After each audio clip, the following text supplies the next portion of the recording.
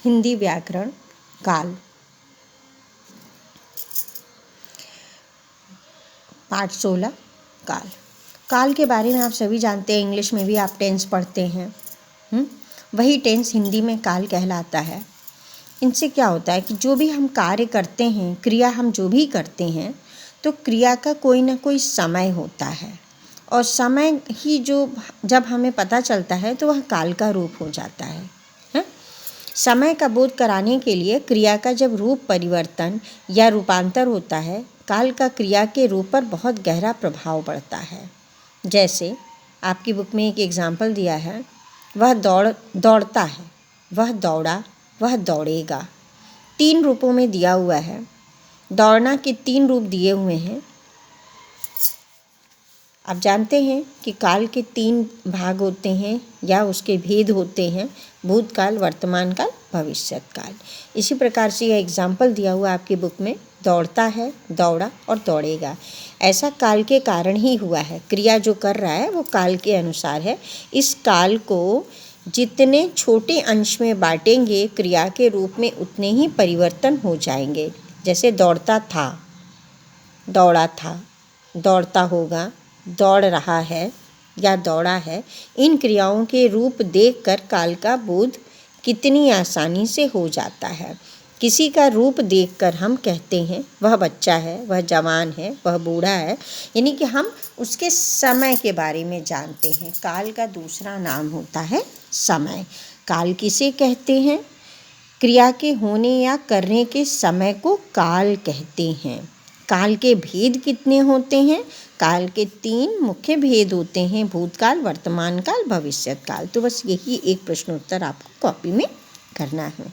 भूतकाल को भी देखिए, यहाँ पर कई रूपों में बताया है कि भूतकाल क्या है। जो कार्य बीत चुका होता है वह भूतकाल होता है। भूतकाल में बीते हुए समय का बोध होता है। आप जानते हैं, आप कभी कभी भूत के रूप में भी जानते हैं। जैसे कोई मृत्यु हो जाती है, उसे भूत के रूप में, मतलब जीवित प्राणी मृत्यु हो गया, वैसे भी भूत आप जानते हैं। तो भूत का मतलब होता है जो बीत चुका है। भूत के भी 6 भेद होते हैं: सामान्य भूत, आसन्न भूत, पूर्ण भूत, अपूर्ण भूत, संदिग्ध भूत,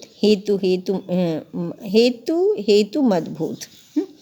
सामान्य भूत में होता है कि बीते हुए समय का बोध होता है। यह बोध नहीं होता कि काम कब समाप्त हो रहा है। जैसे मैं कल मम्मी पापा के साथ फिल्म देखने गया था। कब गया था नहीं पता। आसन्न भूत होता है, उसने परीक्षा पास की है। ये होता है, इसमें यह बोध होता है कि काम भूतकाल में प्रारंभ हुआ था, वह वर्तमान में भी कुछ समय पहले समाप्त हो गया। मतलब कार्य शुरू हुआ और कब समाप्त हुआ, इस प्रकार ये भूत और वर्तमान दोनों से संबंधित होता है। आसन्न भूत होता है। उसने परीक्षा पास की है, कब की है ये नहीं पता चल रहा है। पूर्ण भूत, यह वह भूत होता है जिससे पहले समाप्त हो चुका, निकट भूतकाल में नहीं। जैसे महात्मा गांधी ने कहा था, इसका संबंध वर्तमान से बिल्कुल नहीं रहता है। एलिजाबेथ भारत आई थी, तो इनका संबंध वर्तमान से नहीं होता है। पूर्णभूत। अपूर्णभूत, इससे यह बोध होता है कि कोई काम भूतकाल में हो रहा था, अर्थात जारी था। जैसे रागिनी खेल रही थी, बच्चा रोए जा रहा था, भूतकाल ही है। अपूर्णभूत।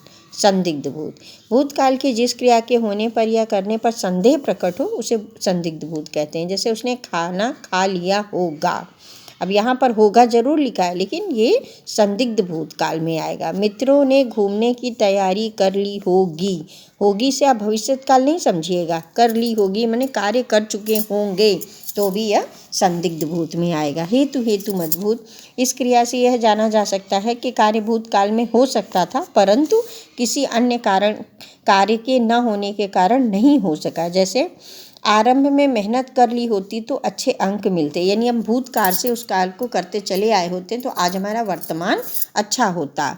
यदि वर्षा होती तो फसल अच्छी होती, यानी भूतकाल से लेकर अगर हम वर्तमान काल तक आए तो वो उसमें हेतु मद कहलाता है।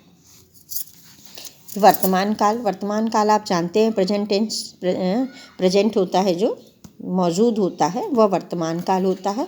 क्रिया के जिस रूप से वर्तमान समय में कार्य करने का बोध होता है उसे वर्तमान काल कहते हैं। वर्तमान काल के चिरंतन, सत्य, कभी नहीं बदलने वाला, का भी बोध होता है।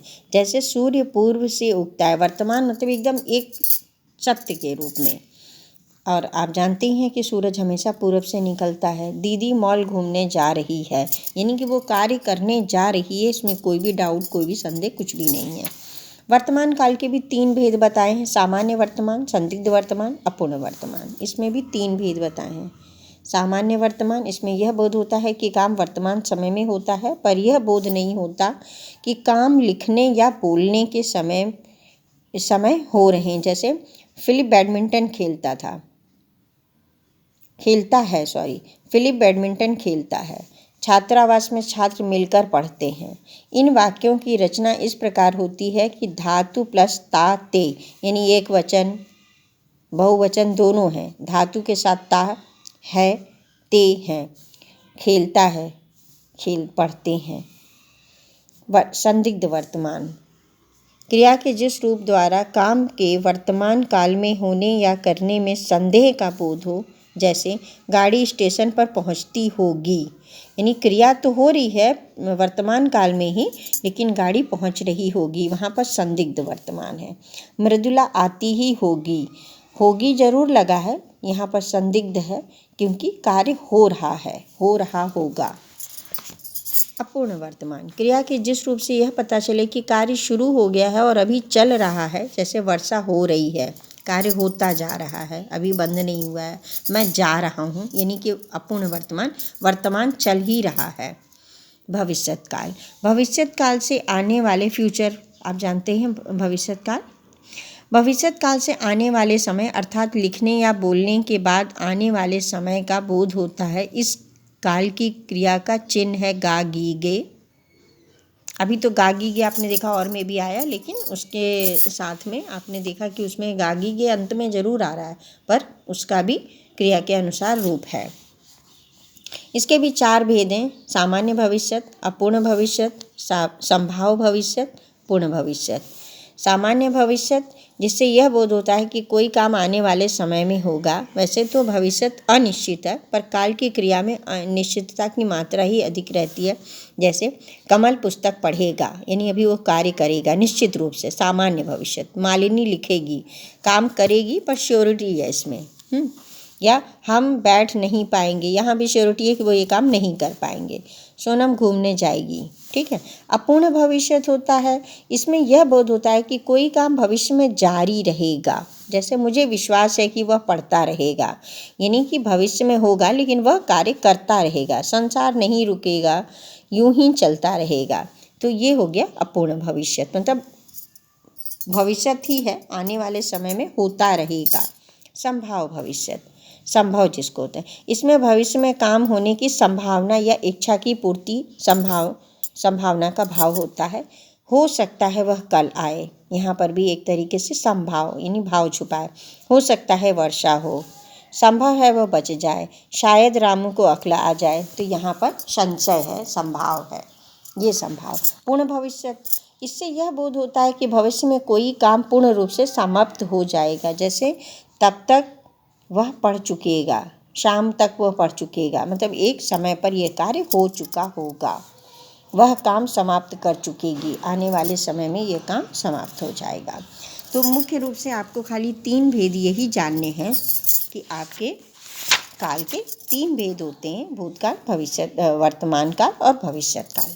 तीनों काल में यहाँ पर कुछ अलग अलग उनके प्रकार दिए हुए हैं कि इसमें किस किस प्रकार के कार्य होते हैं, अलग अलग उनका एक एक रूप बताया गया है। काल के विभिन्न अर्थ हैं, जो काल शब्द है उसका भी विभिन्न कई अर्थ है। जैसे काल करे सो आज कर, इसका तो ये तो समय के ऊपर हो गया। एक कालकूट होता है जैसे भयंकर विष। एक काल नेमी है जो रावण के माया का नाम है। काल कोठरी यानी जेल। काल कंटक यानी शिव, काल को काटने वाले। काल मृत्यु को भी कहा जाता है जैसे महाकाल। यहाँ काल का अर्थ आने वाले कल से भी है। तो इस तरह से ये काल करे सो आज करे, आज करे सो अब, यहाँ पर कल आने वाले कल से। तो काल के कई अर्थ दिए हुए हैं आपकी बुक में, ठीक है। यहाँ मैंने आपको एक प्रश्नोत्तर इस पाठ से कराया है। और ये इतने एक्सरसाइज हैं आपके, सिर्फ एक ही एक्सरसाइज इतना बड़ा दिया हुआ और एक ये 2 एक्सरसाइज दिया हुआ है, जिसमें से मैंने आपको यहाँ तक 9 तक मैंने आपको यहाँ तक ये कॉपी में दिया है करने के लिए। ये इतना आप अपना पढ़ करके उसको बुक में इसको भर लेंगे, और ये एक्सरसाइज 2 भी आप इसमें से बुक में ही करेंगे। ठीक है बच्चों, तो ये आपका पाठकाल आपका ये पूरा हमने आपको समझा दिया है। एक्सरसाइज भी हम आपको दे रहे हैं, वो आप लोग कॉपी पे कर लेंगे। ये प्रश्नोत्तर और वो एक्सरसाइज जो मैंने बताया वो इतना आपको कॉपी पे करना है। ओके, थैंक यू बेटा।